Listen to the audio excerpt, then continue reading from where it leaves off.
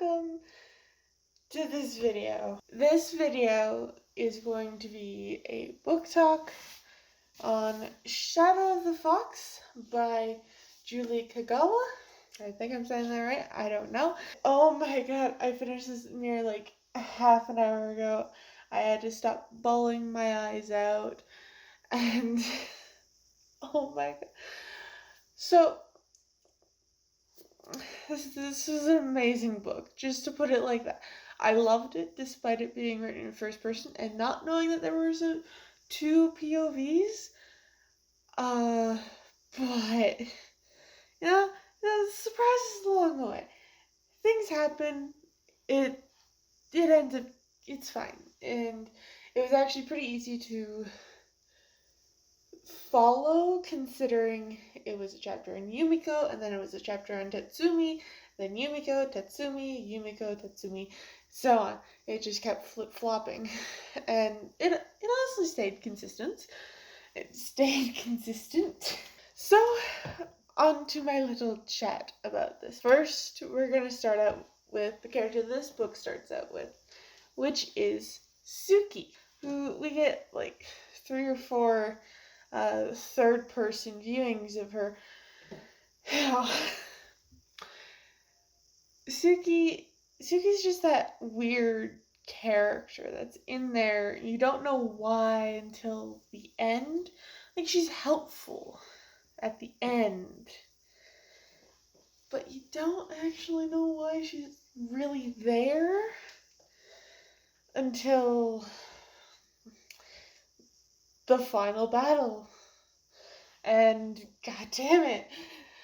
But yeah, so Suki was a maid servant. Yeah, for Lady Satomi, and we're gonna get back to her later. Don't worry about that. But she lasted there about a couple months before Lady Satomi basically sacrificed her to a bunch of demons, which in this world we have Oni, which are like greater demons, and then we have Amanjaku, which are minor demons, and Jigoku is basically hell, because this is also based off of like feudal Japan era times, and I'm living for it. I don't know why, but I love books that are based in feudal Japan. I'm just fascinated with that era, as well as like Victorian England era. Fascinated with that. Granted, I still never finished Flame of the Mist duology, because even though that was set in like feudal Japan, it's just the covers throw me out. I'm just staring right at it. But I love this book because it is based in feudal Japan, and I don't often find a lot of like fantasies, because fantasy is generally not of this world, but you can really make a good fantasy based in past eras, and it's really simple. Now, that being said, Jigoku, I got the feeling that it was like a hell landscape kind of thing, so that was interesting. So, but Suki dies, and her soul is still tethered to the mortal realm for unknown reasons, because she's not yet like she's what they call yurei, which are just ghosts basically. But she's just this like, yes, would you like down, or do you want me to open the window even though it's fucking 0 degrees outside? Anyways, so yeah, Suki's basically just an orb of light, so she's a ghost, and something's kept her tethered to the world, but she doesn't know what. She's not a revenge spirit. She's just like there. She doesn't know why she's there. And even in the epilogue, when we see this man, I've already forgot his freaking name. See, his name is one of those names that I have so many problems pronouncing that it's like not there. Sugetsu. Sugetsu? Yeah, Sugetsu? I'm not sure. Yeah, yeah, so Sugetsu in the end murders. He kills Satomi and tells Suki that if that's what was tethering her, she can now go and move on to wherever it is they go in the afterlife. But the thing is, Suki doesn't. She ends up following this guy. It's really confusing. Because there's no reason why Suki is really tethered to the mortal realm. It's just, we just have no idea why, and it's still not resolved at the end of the book. So I feel like she's going to play a bit more of a bigger role in Soul of the Sword and Night of the Dragon, or at least in Soul of the Sword, until we figure out why she's still stuck in the mortal realm. Because the woman who betrayed her, didn't even like Suki to begin with, but the woman who gave her up to demons to be devoured is now dead, and she's still not really moving on.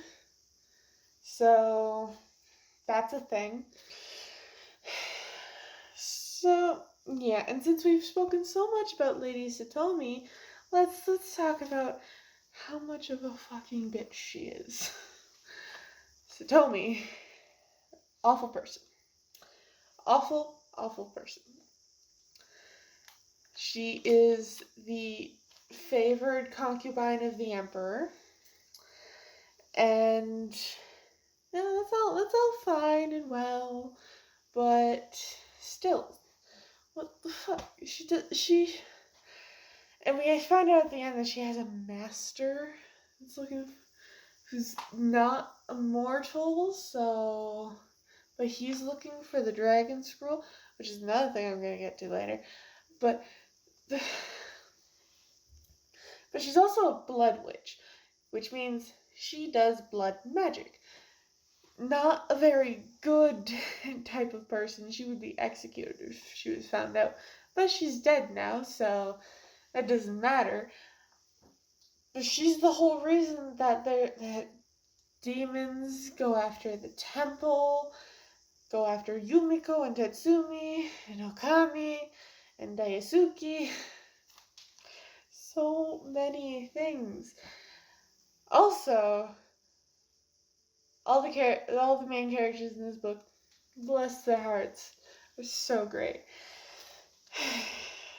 So, yeah, Lady Satomi's just mean. She's a blood witch, and now she's dead. So I don't care about her death. The only thing I care about is Tatsumi. But first, we're going to talk about Yumiko. Tatsumi's got a whole list of other things. So, first we're going to talk about Yumiko, the first character, other than Suki, that we meet. First character that we meet in first person.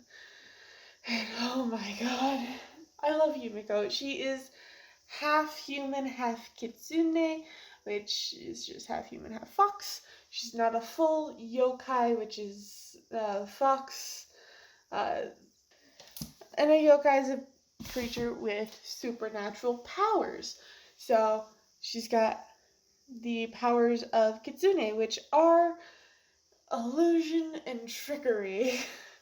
and she can shapeshift into a full fox, but her human form has ears and a tail, and honestly, it's adorable, and I am itching to draw her because it's all I see is adorableness, even though yes, I just see her as adorable, but I guess in a world with mischievous things and tricks and demons and supernatural things all around, not as adorable as I think, as someone who's not always around stuff like that.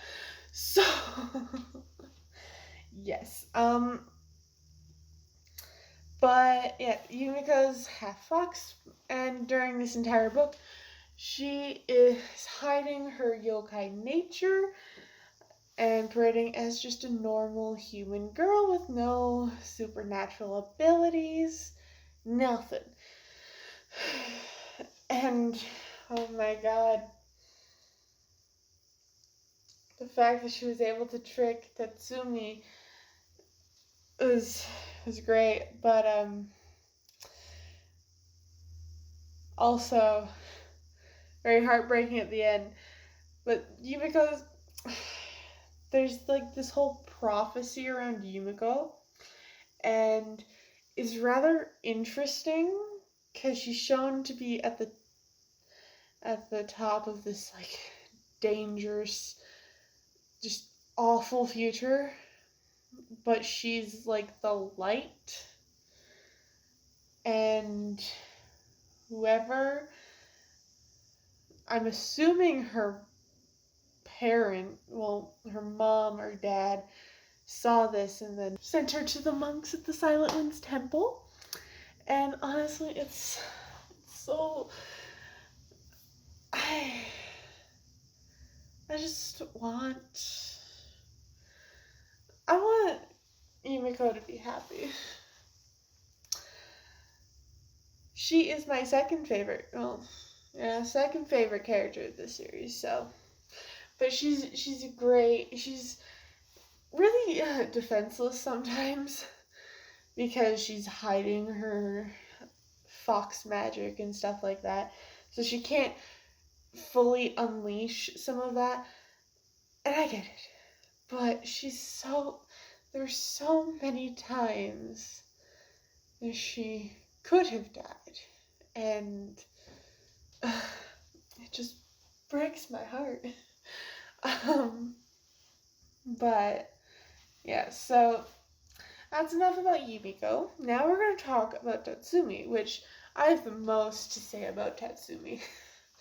Oh my god. I love Tatsumi. I know that throughout most of this book he's basically a heartless, emotionless husk. But I love him. I love him so much.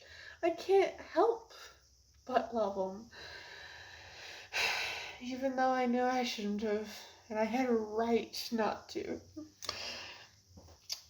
because of what happened to him at the end. Now, in order to explain that, Tatsumi, he's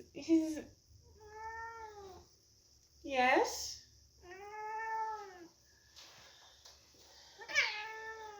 You want down? Then stop yelling at me.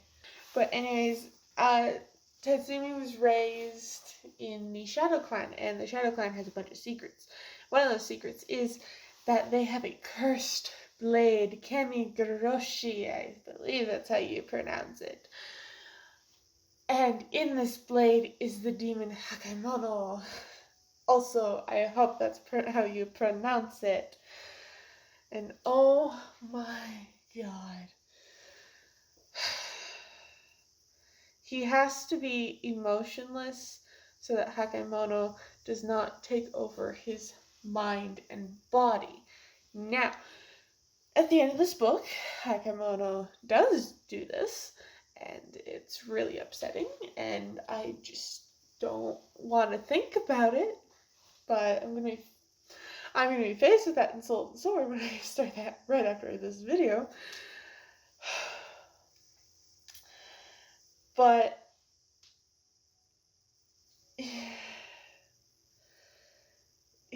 he has to be emotionless for that, and Yumiko brings out emotion and trust and things that he can't afford to have, but he does anyway.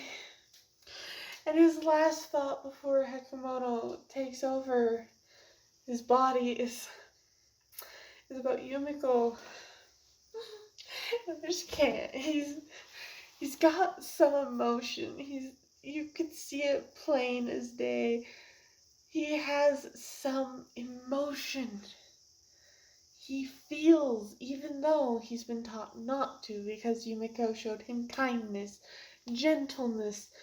He didn't even know how to be gentle. He was confused that Yumiko didn't get punished for showing pain and weakness. Yes? You want down?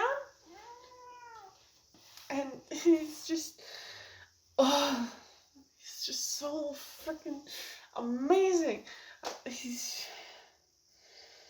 And the constant battle with Hakamoto that he has, he nearly kills Yumiko, but then he stops Hakamoto because,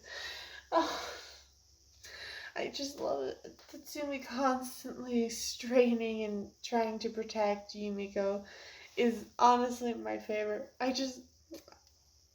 I have a soft spot for the troubled character that doesn't show emotion or tries not to show emotion until, except for this one person that they actually do love. And honestly, and the fact that near the end, Tatsumi was given the order to kill Yumiko once he found the Steel Feather Temple and had the scroll in hand. The fact that he would do it just broke me a little. I started crying because I believe he would, but there was also a sentence that said something along the lines of hoping that Yumiko's face wouldn't haunt him for the rest of his life, but I'm pretty sure it would, and it's too much. It's too much. My feelings for Tatsumi are just too much. So we're gonna stop talking about Tatsumi and Kamikaroshi and Hikamoto. Even though Hikamoto's fucking bitch asshole. He's a bitch ass asshole. And he can go die in Jigoku. Just die for good, please. That's all I want. Now, Yumiko and Tatsumi make a tense agreement. Tatsumi is to protect Yumiko on the way to the Steel Feather Temple. Well, on the way to the capital and then the Steel Feather Temple from there. And Yumiko leads him there, and then he basically grabs the Dragon Scroll.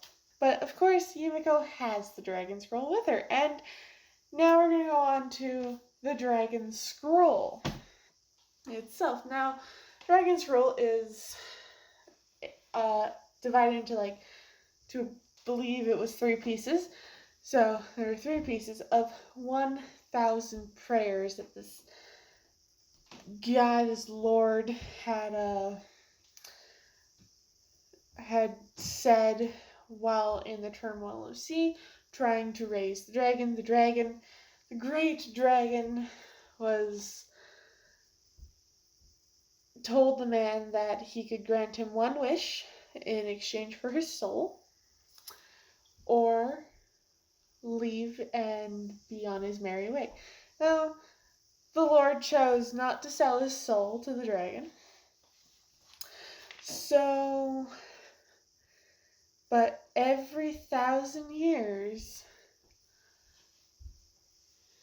it was 1,000 years, every 1,000 years, the dragon may be called upon using these 1,000 prayers. Now, the prayers were all written down and split into 3 different scrolls. The monks at the Silent Winds Temple, where Yumiko was, had one part of the scroll. And that's the part that everyone's after. Because no one knows where the Steel Feather Temple is, and I'm not sure wherever the fuck the 3rd part is, but apparently the one at the Silent Winds Temple is the easiest to get to. So Yumiko takes it on her journey. But the Dragon Scroll is literally... I don't even know how Yumiko is gonna keep it away from everyone, because everyone who wants power wants it, because power is corruptive. Now we have to talk about the 2 other kind of main characters in this book, which are Okami, who is a ronin, a disgraced samurai, and Daisuke, who is a noble. And first we're going to talk about Okami. Now, Okami is just basically the comic relief of the book. And I love him. He's great. He's great comic relief, because I love a lot of the things he says. Like, one thing was, since there's nothing around here, I guess we can go follow the... Actually, no, I'm going to search for the actual quote. Well, there's nothing around here. Let's see where the glowing dead person wants to take us. And I just laughed at that, because it's just one of those things. He's just great, and I love that he teaches Yumiko sarcasm. Now, sarcasm speaks to me very clearly, because I love sarcasm. I use it every fucking day. I use it whenever someone asks me how I am. I'm like, great! Because I'm never great. But a lot of the funnier lines in this book came from Okami, and I love him. Despite being a ronin, so a disgraced samurai with no honor, according to feudal Japan rules, he has no honor. But, oh my god, he has more honor than most people combined. Honestly. But anyways, so Okami, he's great. I love him. He's near perfect shot with a bow. Not great with a sword, but passable. And just great with the bow. I love that. Because it shows that not everyone is versed in all forms of combat. Some people are more towards a long-range weapon than a shorter-range weapon. Okami, love him. Love him to bits. I also love how he constantly gets on Tetsumi's nerves, and to the point where Tetsumi has to keep fighting Hakamono on whether or not to kill him. And in fact, some of those times, Tetsumi even admits he doesn't know if it's Hakamono's thoughts or his own. I just love it. Love it so much. But Okami's a good guy. He's really good. And Daisuke, we're going to move on to him now. Daisuke is a noble who is paraded around as a demon prince, and I forget the name I believe the name, however, was Oni no Mikoto. I believe that's it. But and he's got lightning fast reflexes. I love it. He's great with a katana, and it's just great, and I love it. And it's Daisuke. We don't get a whole lot with Daisuke, but he's not like most nobles, and I rather like that. As in, he's not so stuck up that he is gonna look down on peasants and maids like Suki, because he shows Suki kindness on her first day in the palace, and it was just great. And I love it. And oh my god, she's great. He's great. Ah. And now we come to the ending of this book, which I hate so much, only because it was so thoroughly done. I hate it only so much because, God, it was awfully horrifying. So we find this Master Gyro, that Master Iseo, the basically most powerful master in the Silent Winds Temple, sent Yumiko to get. But anyways, so the ending of this book, I hate it. I just don't like this ending because it ends in Tatsumi being taken over and Hakamono blatantly declaring that he is in so much anguish over a lot of things, and I just can't. No, no, I just can't. Just the ending was awful. We finally find Master Gyro, and he's gonna lead Yumiko to the Steel Feather Temple. But oh my god, we lost Tatsumi. I want Tatsumi back. Please, I want him back. I hope he comes back. I hope he can fight through Hakamono. And I hope there's a way to save him. Because then my ship goes down in the toilet, and I don't want that.